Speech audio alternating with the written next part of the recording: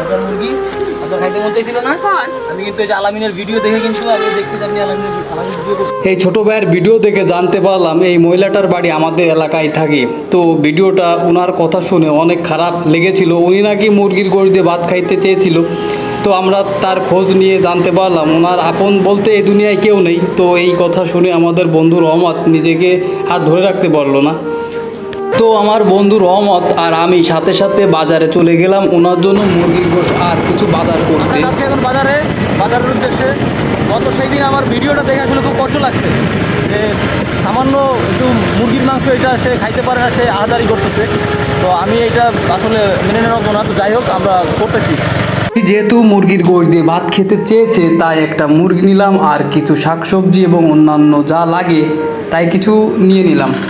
দেন ওনার বাসায় চলে গেলাম এবং আপনারা ভিডিওটার সাথে থাকুন, অনেক কিছু দেখতে পারবেন।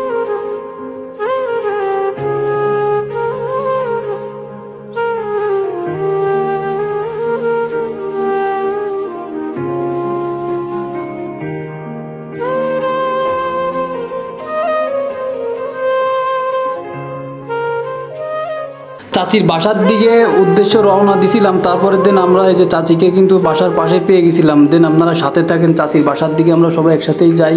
মন চাইছিল না? আমি কিন্তু এই যে আলামিনের ভিডিও দেখে কিন্তু আমি দেখছি যে আপনি আলামিনের ভিডিও করছিলেন। আমি দেখি আপনি বলছেন যেহেতু আপনি সব কিছু যে রান্নাঘর দেখাও তুমি, সেই তার রান্নাঘর নিজেই সব কিছু করে। তো আপনার মতো করে আপনি সুন্দর মতো করে রান্না করে খাইয়েন। আর এই যে বাজার আছে, হ্যাঁ, এক সপ্তাহ বাজার করে দিচ্ছি। এক সপ্তাহ না, আপনি একা মানুষ, এটা অনেক দিন চলবে।